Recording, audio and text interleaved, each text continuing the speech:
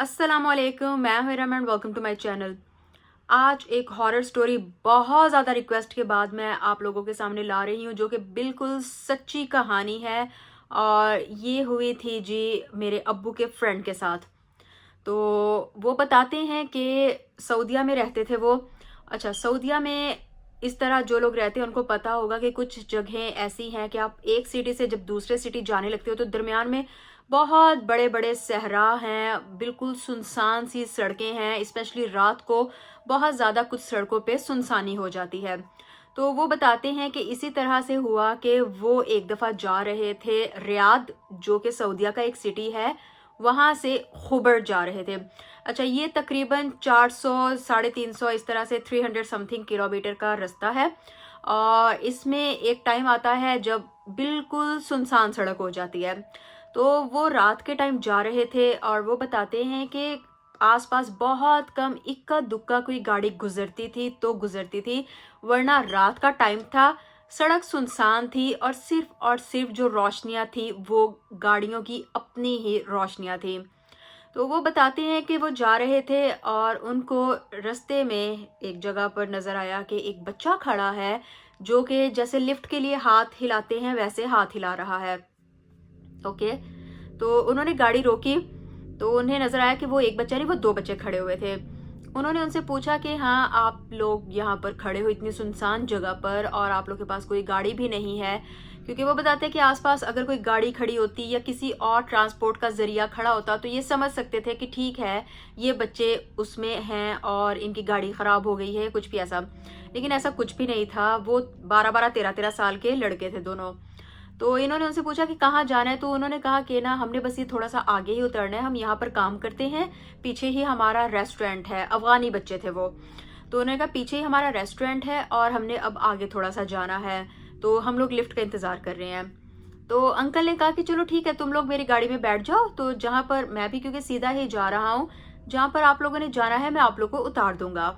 Okay, वो गाड़ी में बैठ गए। अंकल ने गाड़ी स्टार्ट कर ली और अंकल बताते हैं कि अभी जो है 10-15 मिनट ही हुए होंगे कि अंकल की सामने शीशे से पीछे नजर पड़ी, तो उन्होंने देखा कि वो बच्चे जो 12-13 साल के थे और उनका कद इतना लंबा नहीं था, तो उन्होंने देखा है शीशे में और वो उनको देख रहे हैं।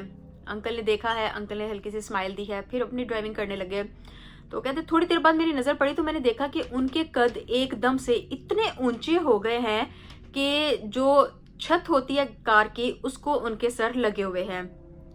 तो अंकल कहते कि मैं एकदम से जो है मुझे हुआ कि ये कैसे हो सकता है, और मैंने जब पीछे मुड़ के देखा तो वो नॉर्मल, जैसे नॉर्मल था उनका, उनकी हाइट और उनके कद वैसा ही। तो अंकल कहते मुझे लगा कि रात का टाइम है, मैं भी थका हुआ हूँ, ऊपर से जो है आसपास इतनी ज्यादा सुनसानी है, तो इसलिए शायद मुझे लगा है कि इस तरह हुआ है, वरना ऐसा कोई भी नहीं, मेरा वहम है शायद।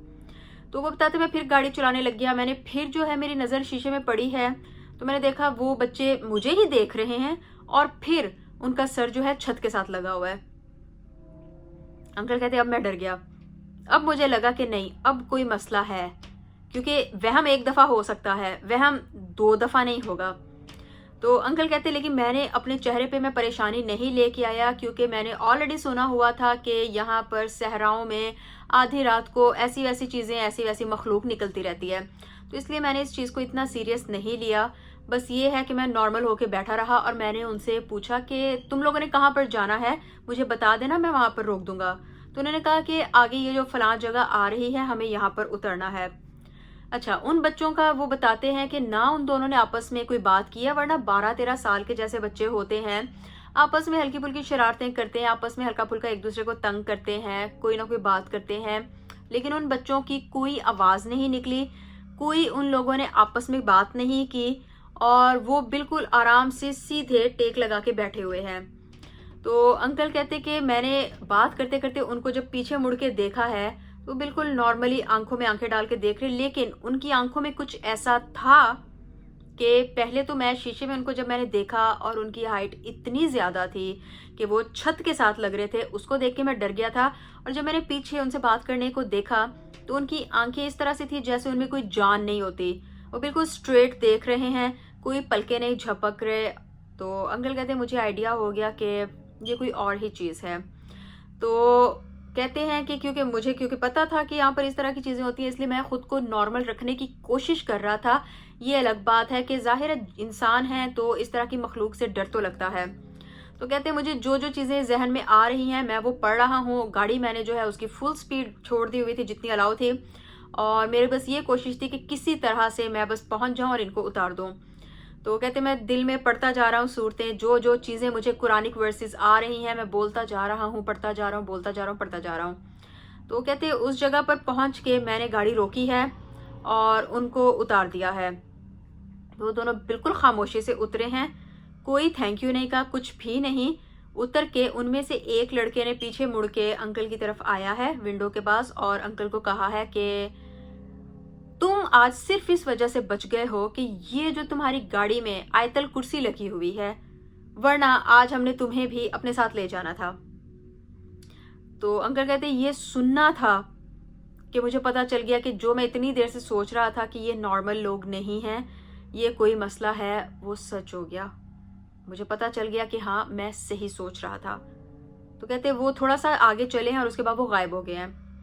तो अंकल कहते हैं कि मैंने फ़ौरन से पहले ऊंची आवाज़ में कुरान पाक की तिलावत लगाई है और मैं वहाँ से भाग गया हूँ और मुझे नहीं पता कि किस तरह से मैंने अपने ऊपर काबू पाया था कि कोई एक्सीडेंट ना हो, कोई हादसा ना हो। तो बस ये इंसिडेंट इस तरह था कि उसके बाद अंकल कहते हैं कि मैंने हमेशा यही कोशिश की है कि मैं एक तो रात को सफ़र ना करूं, और अगर मैं रात को सफ़र करूं तो मैं कभी भी किसी अनजान इंसान को, चाहे वो बच्चा हो, बड़ा हो, औरत हो, मर्द हो, कभी भी लिफ्ट ना दूं। यानी वो इतना डर गए थे। तो होती हैं इस तरह की मखलूकें।